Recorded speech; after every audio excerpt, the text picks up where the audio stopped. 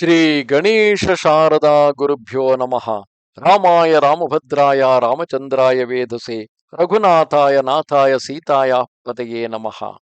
Welcome to all for this session on Ramayana to chapter 35 of Kishkindha Kanda. In the previous chapters, we saw Tara went out of her inner private apartment to meet Lakshmana and tried all her best to pacify him, begging for his pardon for the mistake that Sugriva has done, wherein though he had already started the procedures towards searching for Sita, inviting his armies from all over the world, still that information has not gone to Rama, and she told that every all proceedings are already on the way and Sugriva will go in to explain about them. But then, when she brought Lakshmana inside, Lakshmana seething with anger, he objected Sugriva for not keeping up with his promise, and he also told him punishment for someone who is having an ingratitude towards the service rendered by his friend and not keeping up with his promise. There is no expiation at all. Punishment is only death. And like unto what happened to Wali, who faced death because as a part of punishment for having objected his brother's wife when his brother is alive.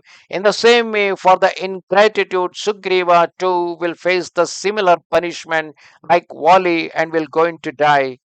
Then Tara once again spoke in order to pacify Lakshmana. Thus spoke Lakshmana, the son of Sumitra, inflamed with anger.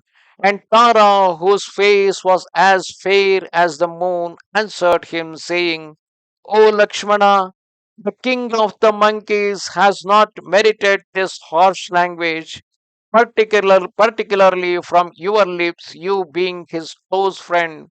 Sugriva is not ungrateful, nor false, nor worthy of condemnation, nor, O hero, does he utter what is not true, nor is he an impostor.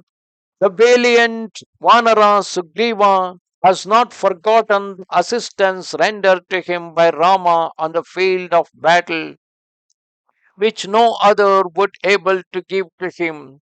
With the aid of the magnanimous Rama, Sugriva has regained his glory and a lasting dominion of the monkey realm and has been restored to Rama and myself once again.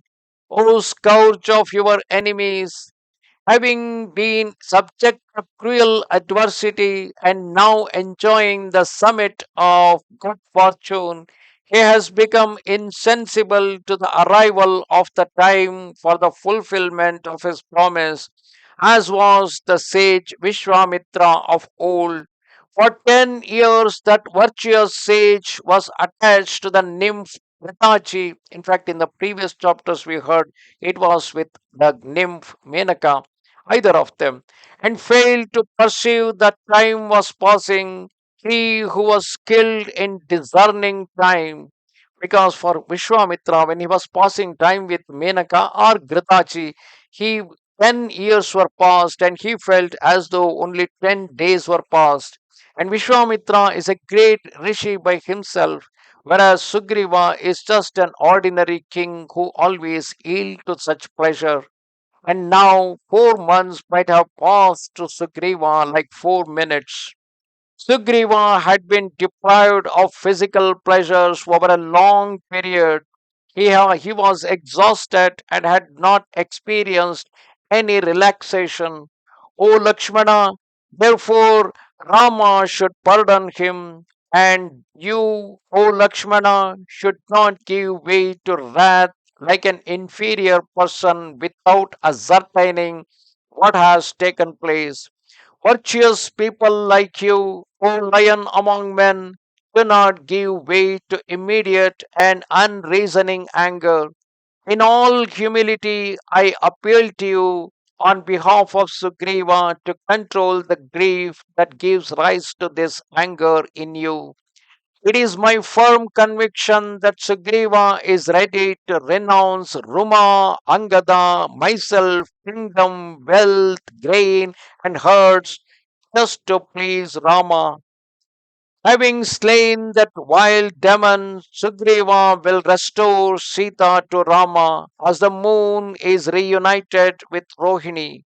In Lanka, there are, and again after classifying Lakshmana, she comes to the point.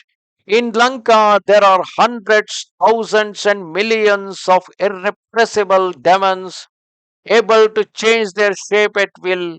Without destroying these formidable beings, it is impossible to overcome Ravana, by whom Maithili has been borne away. Sugriva is unable to defeat these demons of terrible exploits without the support of auxiliaries.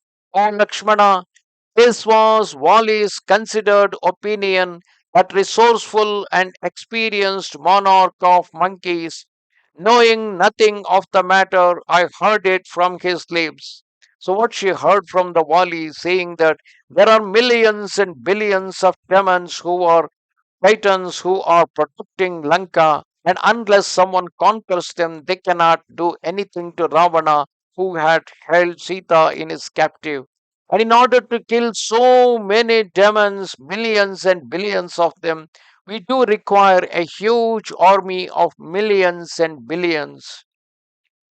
In order to render you assistance, the foremost of the monkeys have been summoned for this enterprise with innumerable carefully selected troops, awaiting those valiant and powerful monkeys chosen to assure the success of Rama's undertaking.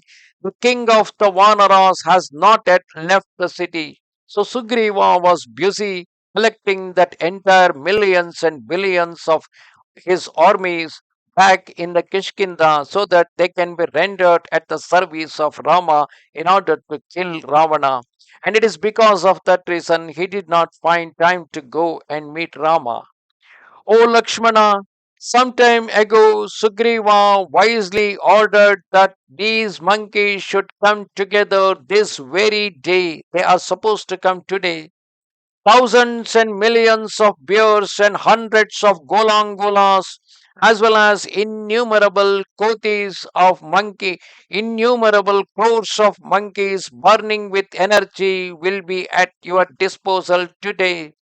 Therefore, O conqueror of your enemies, subdue your wrath, seeing your face distorted with anger and your eyes inflamed. The wives of these foremost of monkeys, far from being reassured, are suffering all the anguish of their former fear. Generally, no man would let the women to feel the fear because of his reason.